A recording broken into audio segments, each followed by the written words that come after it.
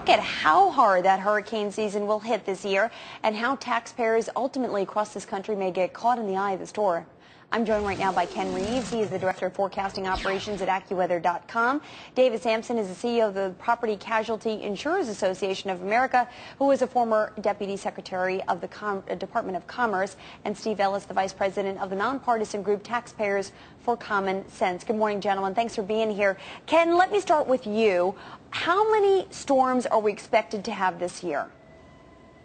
Well, Alexis, that's always an interesting question.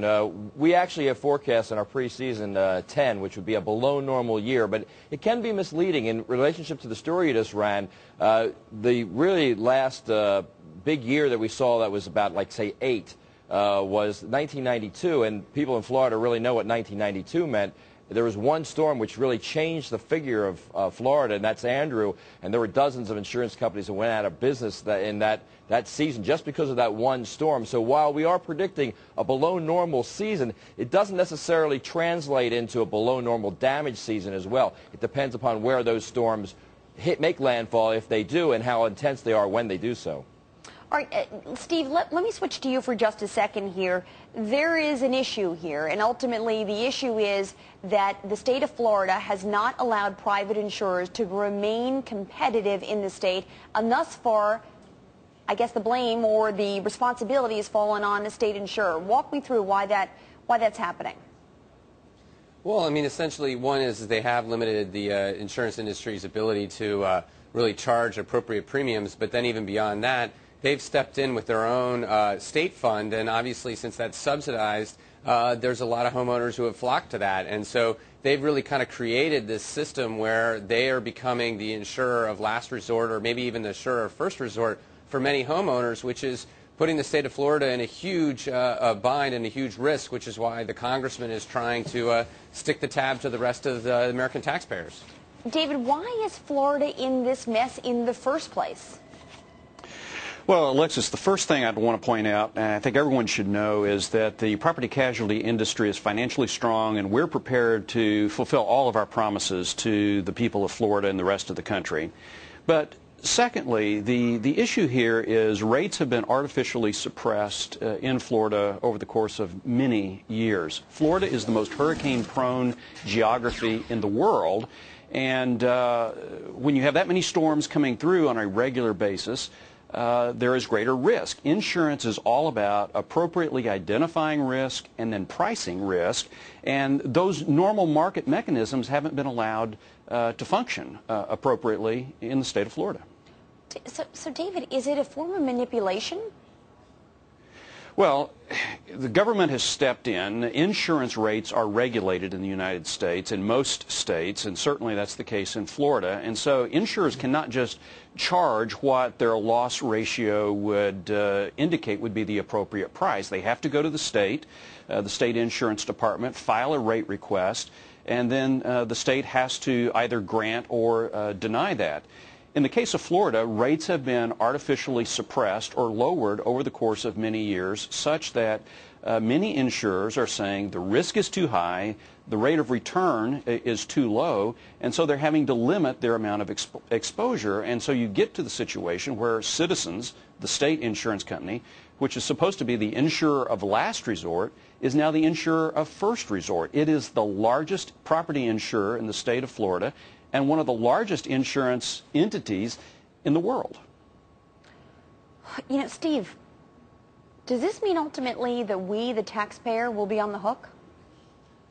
Well, certainly. I mean, that's the reason why Congressman Klein and the governor are looking to have Uncle Sam bail them out. And that's the reason why they have this natural catastrophe reinsurance fund that they are trying to cram down the rest of the country's throat. And really, even though there's this argument, well, then we're going to spread the risk, actually, the only states that are going to get into this fund, and really Florida is the major driver here, are the ones that have a huge amount of risk and have taken on this huge portfolio, like was just explained. And so, really, we're going to have only the sort of the high loss, the high risk funds here, and it's going to end up tapping the taxpayer for billions of dollars if this is allowed to go forward. What about, David, the other areas around there, Louisiana, some of the areas that have been hit hardest in the past? Are we seeing the same type of market manipulation in terms of the rates people are paying for insurance? Well, no, actually, in some of the other Gulf Coast states, I think of Mississippi, Louisiana, Texas, the Texas legislature just fixed their Texas Windstorm Insurance Association, which is the equivalent of the Florida Citizens entity. And what those states are trying to do, instead of squeezing out private capital, Louisiana and Texas are trying to attract private insurers into the state so that they're accessing truly global reinsurance capital as opposed to placing all the risk on the citizens of their state. They've taken a very different approach. So Steve, how do we fix this? Well, I mean, basically it's going to take time. I mean, the state of Florida made a very calculated decision that they wanted to keep low prices for homeowners in the state, and so they took on a huge amount of risk, and they're going to have to start shedding that risk, and people are going to have to pay the price or closer to the price of what it is to live in paradise, or at least along the coast in Florida. And that's the way that we've got to kind of walk our way back from this, just like the way that we walked into it. And the answer isn't what is being proposed, which is really to shift the burden onto, my Uncle Sid in Omaha and other people around the rest of the country, but to actually have the state of Florida and those people who want to live there bear the full price of their insurance. And then lastly, I would just say is that absolutely we have to, the reinsurance market is a worldwide market. There's more money there than there is in the Treasury. And so if we can actually move and they can start tapping into that, then they're going to be adequately covered, and that's the way to go. Okay. Ken, let me ask you the question that everybody is thinking about, at least I am for sure. Mm-hmm.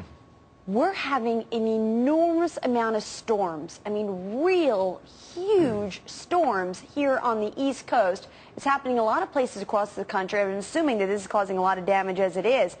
What's going on? Well, Alexis, the pattern is such that we've got a repeating number of storms which have been moving from initially parts of the middle Mississippi Valley. Now they're affecting parts of the Northeast as well in terms of a lot of rainfall. It really is keeping things down a lid on them. Coolness, the rain's causing some problems and flooding as well. I saw some pictures from Erie, Pennsylvania a couple days ago from some nasty flooding there as well. And I think you're going to see that happening wherever you have the heavier downpours as well. But the tropics are very quiet right now, and I expect they probably will stay that way, even though, the normal first-named storm doesn't actually usually show up till, on average, till about the second week of July. Right. There really is nothing on the horizon right now, so that's good news from that standpoint. All right, well, I hope it's good news. Ken, my basement has been flooded one too many times this year, and I need to talk to the doctor upstairs and ask him for some sunlight. Gentlemen, thank you very much. I appreciate you all joining.